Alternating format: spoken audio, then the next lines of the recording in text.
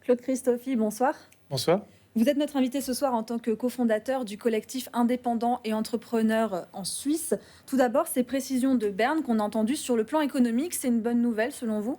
Alors sur le principe, c'est une bonne nouvelle. Après, ce dont nous, on a besoin, c'est quelque chose de clair avec de la cohérence. Là, on a le taux d'incidence. Comment on va faire pour savoir le taux d'incidence? Là, aujourd'hui, dans le groupe, cet après-midi, j'ai déjà des gens qui me demandent, il y a une page, il y a un endroit, comment on fait pour savoir? Et ça, c'est notre problème de fond. C'est l'incertitude, la cohérence, les concertations entre les cantons et la Confédération. Là, ce qui vient de se passer, pour nous, est inacceptable, dans le sens où on ne peut pas avoir les cantons romans qui, enfin, font une concertation entre eux, nous précisent, OK, on va rouvrir le 10, puis le Conseil fédéral, le 8, qui nous dit, ah ben non, on va fermer le 12. Alors bon, heureusement, il y a une concertation qui se passe aussi, etc. Mais pour nous, on est dans l'incertitude, elle est totale. Et ça, c'est quelque chose qui est très difficile à vivre pour les 10 000 membres de notre groupe. Un mot justement sur votre collectif. C'est un groupement qui est né sur Facebook, Oui. qui a pris de l'ampleur depuis le mois de mars, avec, comme vous le dites, près de 10 000 personnes maintenant. Quelles sont exactement vos revendications, au-delà du fait qu'il y a une coordination qui n'est pas très cohérente finalement? Nos revendications, c'est en fait, à l'heure actuelle, il y a des aides. C'est un dédale, c'est extrêmement compliqué à trouver et les obtenir. Un certain nombre de personnes subissent des effets de seuil, donc ne sont pas du tout aidées. Un certain nombre d'autres commencent des démarches. Entre le moment où on démarre les démarches et le dossier est complet, ça fait plein d'allers-retours avec l'administration. La date qui va faire foi, c'est le moment où le dossier est complet. Donc moi, j'ai des entrepreneurs qui ont perdu 30 à 45 jours de RHT, qui doivent après payer leurs salariés de leur poche. Et là, quoi qu'il arrive, qu'on parle d'APG, de RHT, on parle simplement de couvrir les faits que j'ai envie d'appeler privés, dans le sens que quand on parle du revenu de l'indépendant ou de l'entrepreneur, ça ne lui couvre pas ses charges, ça ne lui couvre pas ses loyers. Alors on nous avait donné un espoir avec les loyers 60-40 au niveau du Conseil fédéral. Finalement, ça tombe. Il y a quelque chose de logique que ça tombe, parce qu'effectivement, ce n'est pas normal que la Confédération intervienne dans des contrats privés entre un bailleur et un locataire. En même temps, nous, on nous empêche de travailler, on nous empêche notre liberté d'entreprendre, et nos charges, elles continuent à devoir être payées.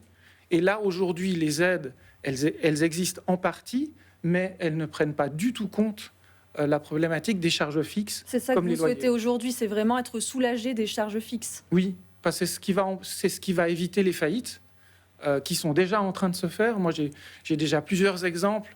Par exemple, un imprimeur qui a pris un leasing il y a 2 ans.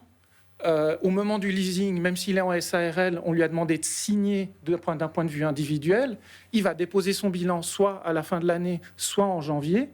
Ces leasings et ces machines qui coûtent plusieurs centaines de milliers de francs, ça sera quand même sur son dos, même s'il est en SARL et qu'en théorie, il est protégé.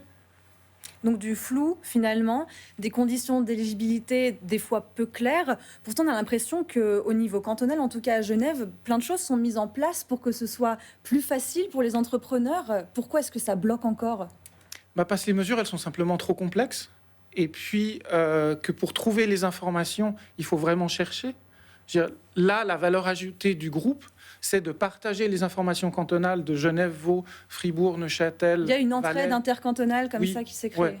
Et dès qu'il y a les informations qui existent, on les publie. Moi, je cherche à les analyser, à les raccourcir, à mettre en gras pour que ça soit plus facile de trouver les informations. Et puis derrière, il y en a certains qui posent des questions, d'autres qui répondent. Et puis ça crée une émulation d'entraide. Et pour cela, moi, je fais un appel aux indépendants et aux entrepreneurs de nous rejoindre dans le groupe pour continuer cette émulation, pour continuer l'entraide qui existe entre nous, pour aller plus loin. Aujourd'hui, depuis le mois d'avril, je communique avec le Conseil national et des politiciens cantonaux. J'ai des réponses, dans le sens que, concrètement, 1/3 des conseillers nationaux francophones répondent à mes mails, répondent à mes questions, me donnent des informations, me disent ce qui se passe à Berne, ce qui me permet de retransmettre sur le groupe, ça me permet d'avoir de la température. Il y a certains représentants cantonaux qui communiquent aussi avec moi. Et si on se réunit de plus en plus, on aura de plus en plus de force, on sera plus écouté, et ça évolue.